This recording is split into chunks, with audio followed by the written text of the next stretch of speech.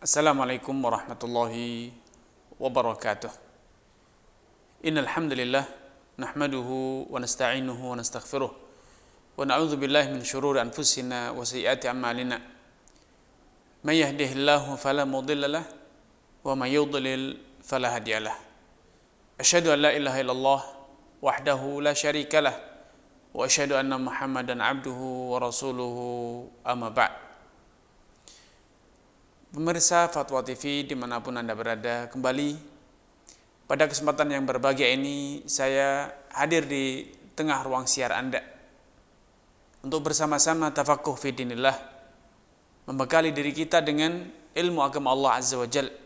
Semoga program acara kita ini betul-betul menjadi bagian dari jalan kita, jalan yang kita lalui, yang kita tempuh untuk menggapai ilmu, menghiasi diri kita dengan ilmu yang bermanfaat. Rasulullah SAW bersabda, "Man salaka tariqan yaltamisu fihi ilman." Siapapun yang menempuh suatu perjalanan untuk mendapatkan, menggapai ilmu, niscaya Allah akan mudahkan untuknya jalan menuju surga. Dan seiring dengan berlalunya hari Ramadan, seiring dengan iman kita yang terus bertambah dengan izin Allah Subhanahu wa taala, maka sudah sepatutnya pula bila kecintaan kita terhadap ilmu pun meningkat dan bertambah. Karena salah satu indikasi dari bertambahnya iman, bertambahnya takwa Anda adalah berkobarnya semangat dalam diri Anda untuk talabul ilm, untuk menggali, memahami ayat-ayat Al-Quran dan sunnah-sunnah Nabi SAW. Tumbuh dalam diri Anda kesadaran untuk semakin mendekatkan diri kepada keteladanan Nabi SAW. Karena Allah Subhanahu wa taala telah berfirman, "Innama yakhshallah min ibadihil ulama." Sejatinya orang yang benar-benar bisa menjalankan ketakwaan,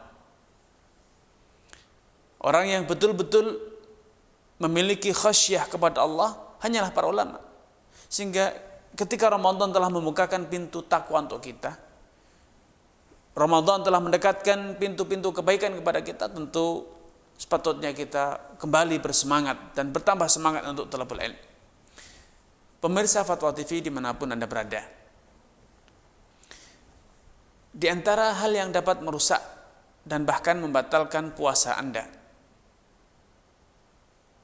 adalah ketika Anda dengan sengaja memasukkan jari ke dalam mulut Anda agar Anda mutah, atau sengaja Anda merangsang diri Anda dengan aroma tertentu atau melakukan suatu amalan tertentu, mengikat perut atau memencet perut misalnya, memasukkan jari ke dalam mulut sampai akhirnya Anda berhasil mengeluarkan isi perut Anda, mutah. Sengaja melakukan satu tindakan yang Anda sadar bila tindakan itu Anda lakukan maka akan berdampak pada mual, akhirnya Anda pun mutah dengan sengaja niat, maka ini membatalkan puasa. Nabi SAW bersabda, "Man dara'ahul qai' falaysa 'alaihi qada." Siapapun yang tanpa sengaja dia mutah, dia tidak bisa menahan diri karena melintas di suatu tempat yang menjijikkan, atau mungkin karena Anda lagi kurang sehat sehingga perut mual, kembung, karena kembung akhirnya Anda mutah. Bila keluarnya mutah dari mulut Anda terjadi tanpa Anda sengaja, tanpa Anda rangsang, namun betul-betul terjadi dengan sendirinya di luar keinginan Anda, maka kata Nabi, "Falaysa 'alaihi qada." Anda tidak wajib mengqadha. Namun wa man istaqa'a 'amdan falyaqdi. Siapapun yang berusaha istaqa'a, dengan sadar berusaha agar dirinya mutah, maka kata Nabi falyaqdi, maka dia wajib mengqadha. Kenapa demikian? Karena ketika Anda sengaja mutah, pasti ada alasan yang sangat kuat. Dan biasanya alasan tersebut betul-betul alasan yang sekali lagi sangat kuat dan betul-betul urgen. Padahal Anda tahu, dengan keluarnya makanan yang telah masuk dalam perut Anda itu akan berdampak pada kurangnya asupan cairan, kurangnya asupan makanan dalam tubuh Anda.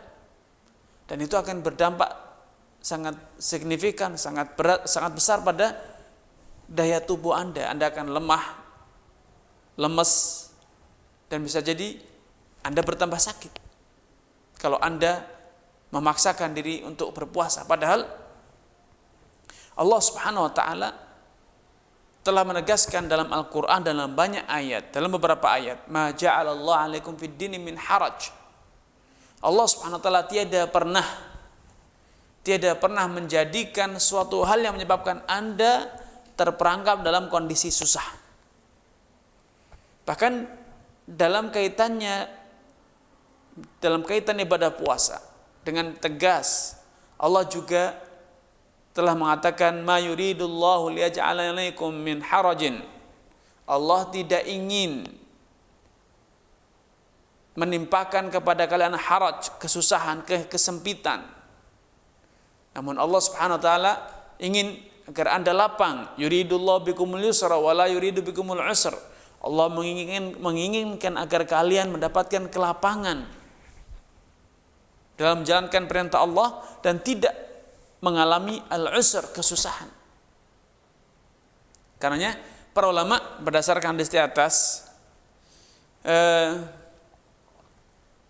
menegaskan bahwa kalau Anda dengan sengaja memuntahkan diri Anda, maka Anda berarti telah merusakkan puasa Anda, karena berarti Anda dalam kondisi yang kurang ideal untuk menjalankan ibadah puasa.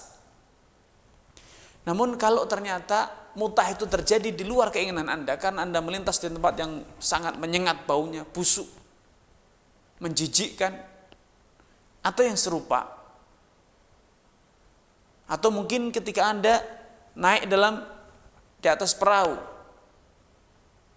sehingga Anda mabuk laut misalnya,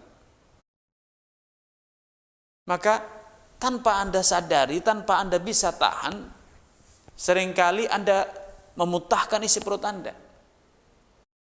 Kalau itu terjadi, mutah tanpa disengaja, tanpa Anda bisa tahan, tanpa Anda inginkan, maka Rasulullah SAW dalam hadis itu dengan tegas, laisa alaihi qada. Anda tidak wajib mengqadha, tidak wajib menggantinya, alias tidak merusak puasa Anda. Hal ini sejalan dengan firman Allah Subhanahu wa taala, la yukallifullahu nafsan illa wus'aha.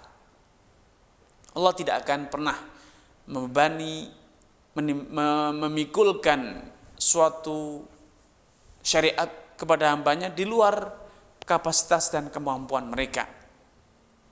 Allah Subhanahu wa taala juga telah menceritakan perihal doa kaum mukminin, para sahabat yang mengatakan Rabbana la tu'akhidna in nasina aw akhtana. Ya Allah, janganlah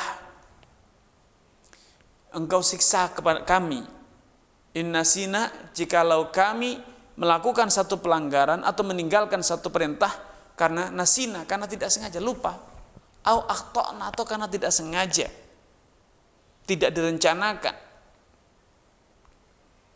Kalau sesuatu terjadi, suatu larangan itu terjadi di luar keinginan kita, di luar kesengajaan kita, maka ayat ini dengan jelas telah memberikan dispensasi keringanan, bahwa Allah telah menjawab doa umat Islam yang telah saya bacakan tadi, Rabbana la tu'akhidna in nasina. Allah telah menjawab dengan mengatakan qad fa'altu, aku telah melakukan apa yang kalian inginkan. Itu untuk tidak menyiksa umat Islam dengan perbuatan yang tidak disengaja atau perbuatan yang terjadi karena mereka lupa. Baik lupa perintah, lupa larangan, lupa perbuatan tersebut kalau itu terlarang, dan seterusnya. Di antara pembatal puasa yang juga disepakati oleh para ulama adalah datang haid ataupun nifas. Wanita yang sedang berpuasa kemudian dia haid, datang bulan di tengah hari, walaupun datang bulannya itu 1 menit sebelum terbenam matahari, sesaat sebelum terbenam matahari datang bulan, atau nifas melahirkan, maka puasanya telah batal. Puasanya telah batal. Karena pertama, para ulama telah sepakat dua hal ini membatalkan puasa. Bahkan bukan sekedar membatalkan, kalaupun haid dan nifas itu terjadi sebelum terbitnya fajar, maka datangnya haid ataupun nifas itu menjadikan Anda tidak bisa berpuasa, tidak sah untuk berpuasa. Kalaupun Anda ingin puasa, tidak sah. Kenapa? Karena demikian tuntunannya.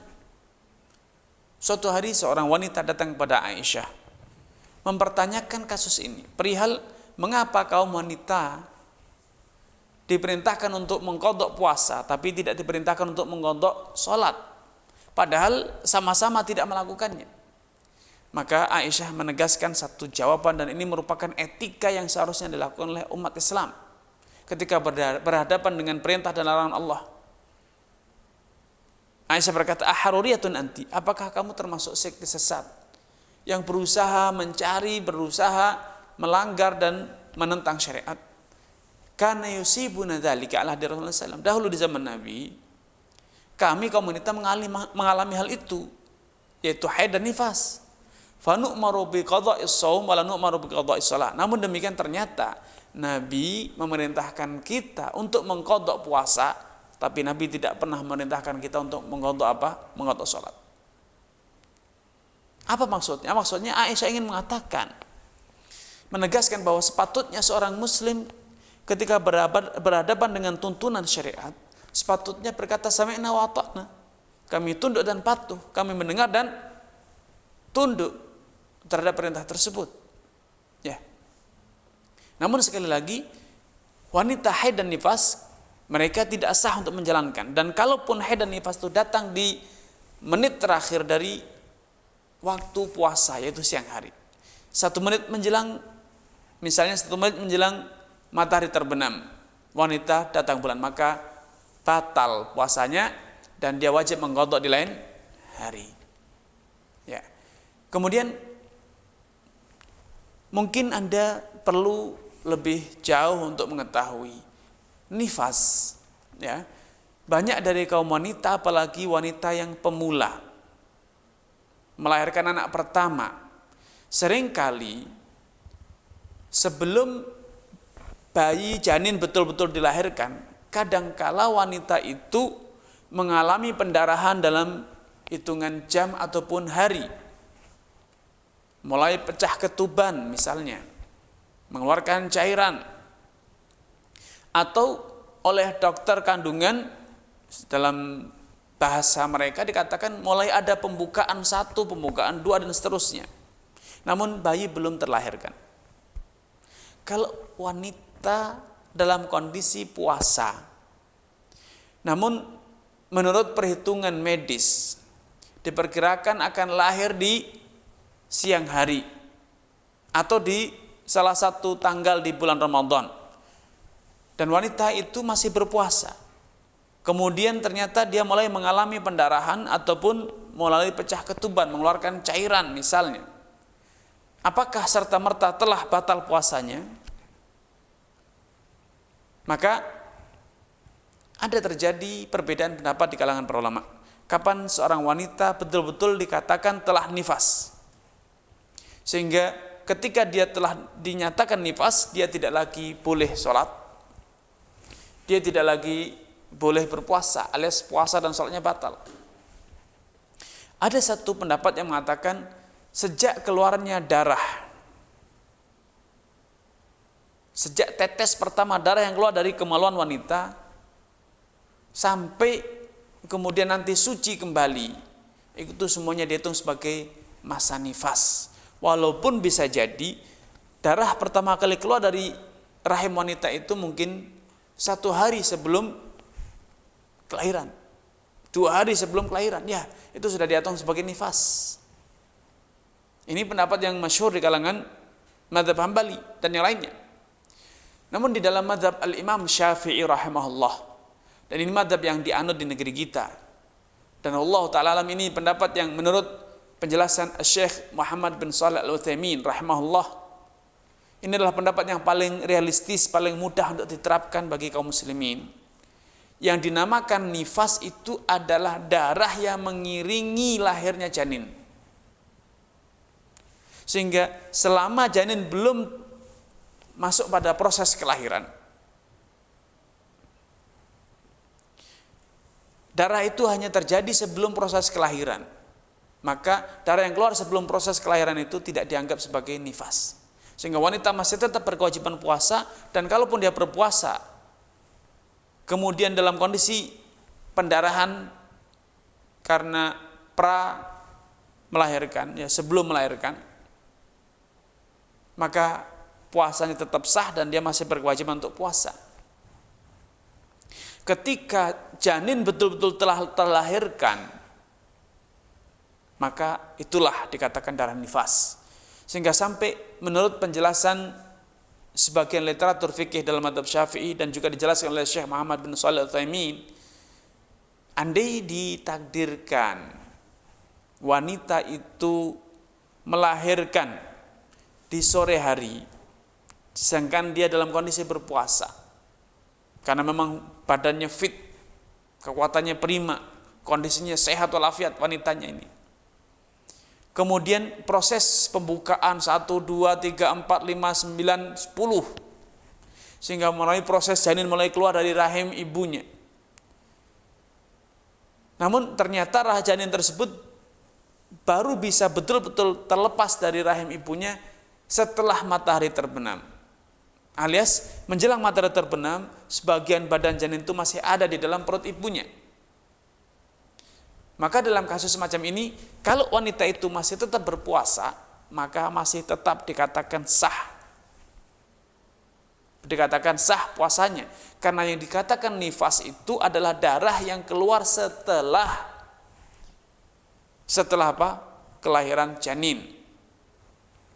Adapun darah yang mengiringi proses kelahiran,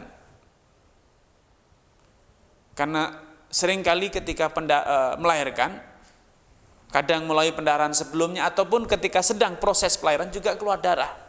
Darah yang keluar bersama keluarnya janin dalam mazhab Syafi'i belum dinyatakan sebagai nifas.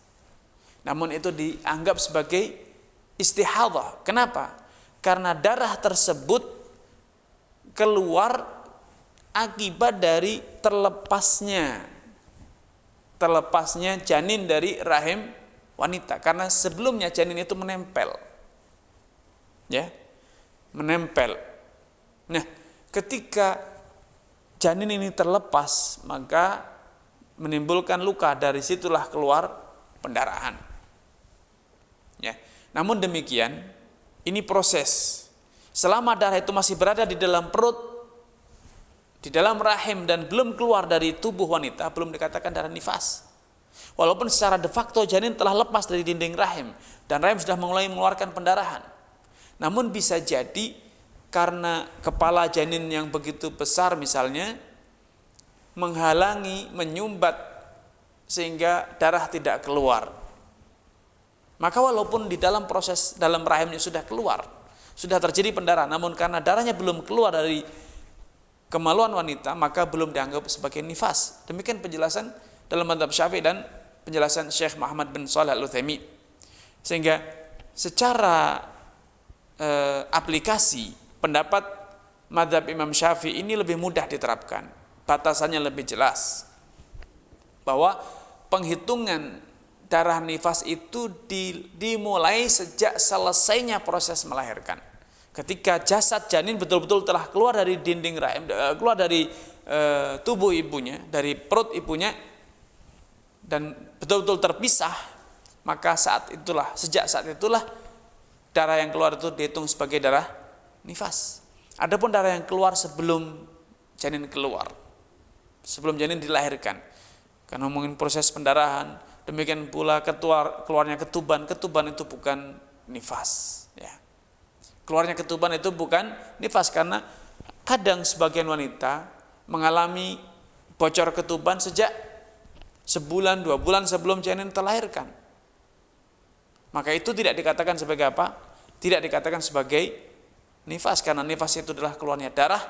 Dan wallahu ta'ala alam, pendapat yang lebih rajih, lebih mudah diterapkan oleh kaum wanita, lebih mudah diidentifikasi. Nifas itu adalah darah yang keluar setelah janin itu keluar dari perut ibunya. Ini pembatal puasa, dan ini hanya berlaku dan hanya terjadi pada kaum wanita. Bagaimana halnya dengan wanita hamil yang mengalami keguguran sehingga keluarlah gumpalan darah atau gumpalan daging, bahkan mungkin sudah mulai berbentuk jasad manusia. Janin yang keluar tersebut sudah mulai berbentuk, nampak tangan, kaki, kepala, dan lain sebagainya. Maka dalam kondisi macam ini, para ulama menjelaskan bahwa keguguran bila terjadi setelah genap berumur, setelah kehamilan genap berumur 120 hari, maka keguguran tersebut dan darah yang keluar setelahnya dianggap sebagai nifas. Sehingga janin yang keluar itu harus disolati, dimandikan, dan dikafani. Karena jasad itu, janin tersebut sudah bernyawa dan berruh. Adapun bila keguguran itu terjadi sebelum genap 4 bulan, sebelum genap 120 hari dari masa kehamilan, maka pendarahan yang keluar dari rahim karena keguguran tersebut yang umur kandungannya belum genap 120 hari, maka itu dianggap sebagai istihadhah, tidak merusakkan puasa, tidak membatalkan puasa, dan juga tidak menghalang-halangi wanita tersebut untuk berpuasa.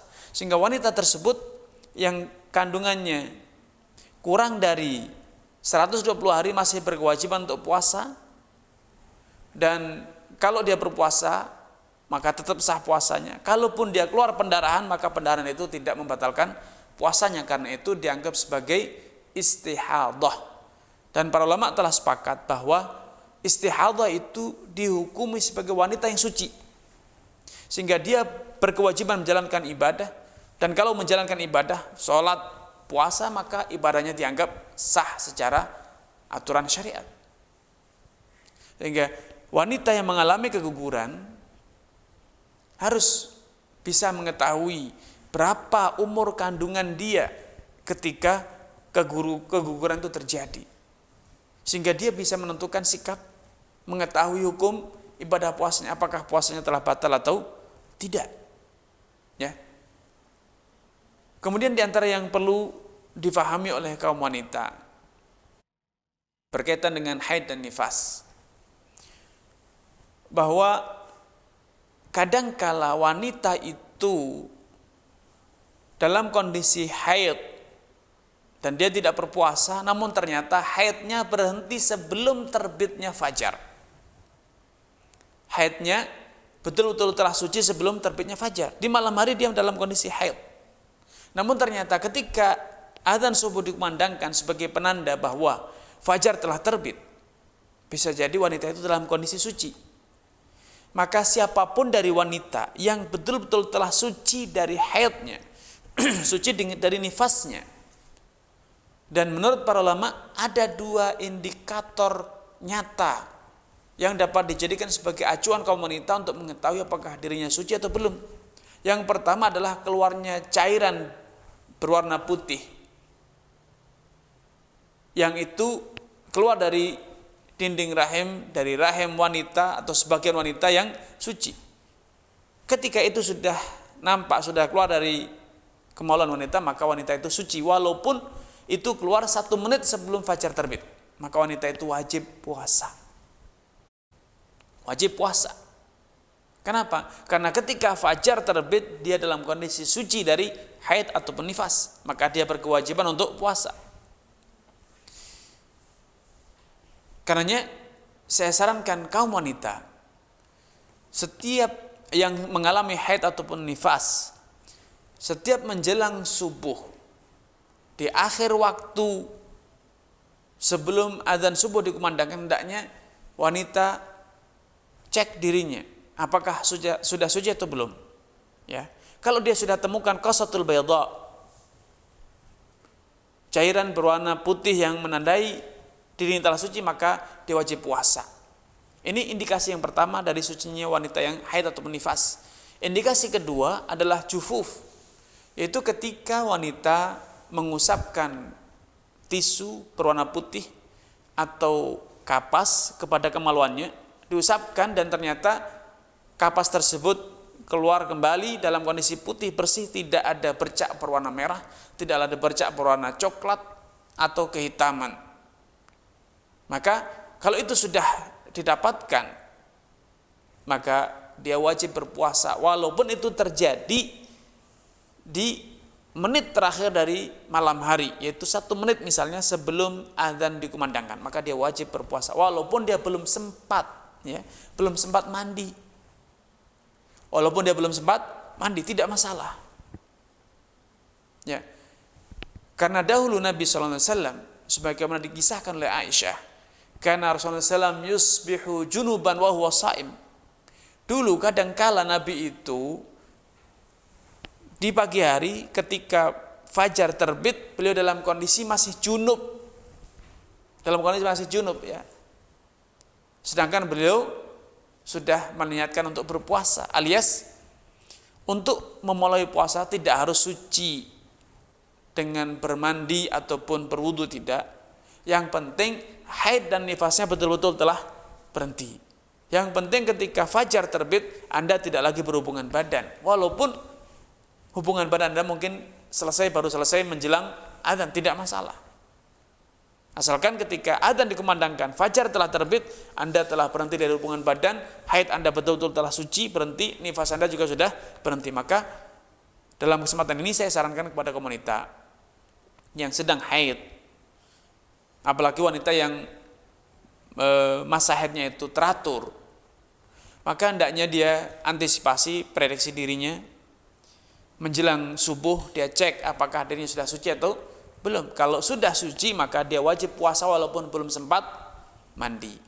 Ya, ini pembatal puasa yang perlu disampaikan dan saya perlu sampaikan pada kesempatan ini, dan insyaallah akan kita lanjutkan pada sesi yang akan datang. Kurang dan lebihnya saya mohon maaf. Billahi taufiq wal hidayah. Wassalamualaikum warahmatullahi wabarakatuh.